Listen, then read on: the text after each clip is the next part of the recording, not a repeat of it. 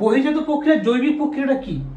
ব্যাপারটা হচ্ছে আমাদের ধরো একটা শিলাখণ্ড, তার উপরে যদি কোনো কারণে আমরা একটা উদ্ভিদ জন্মায়, উদ্ভিদ কোনো কারণে জন্মে যেতে পারে, একটা উদ্ভিদ জন্মালো, তার শেকড়টা যখন প্রবেশ করিয়ে দেবে তখন সেই শিলাটাকে ফাটিয়ে দেবে।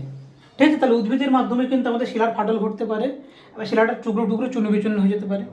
বা হতে পারে এমন কোনো জিনিস বা এমন কোনো প্রাণী আছে যেগুলো গর্ত করে ঢুকে গেল, বা হতে পারে এই প্রাণীর মৃতদেহ বা উদ্ভিদের মৃতদেহ, ফল ফুল পাতা ডালপালা এই সমস্ত শিলার উপরে পড়লো, পড়ে গিয়ে সেখানে কী হলো, এখানে পচে পচে এই যে শিলাটাকে ক্ষয় করে দেবে, রাসায়নিক বিক্রিয়া করতে পারে।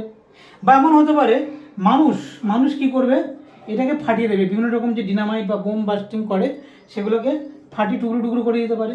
তাহলে এই যে বিভিন্ন রকম প্রাণী, উদ্ভিদ, মানুষ আমাদের ভূমিরূপের উপরিভাগের পরিবর্তন ঘটাতে সাহায্য করছে, তাই তো?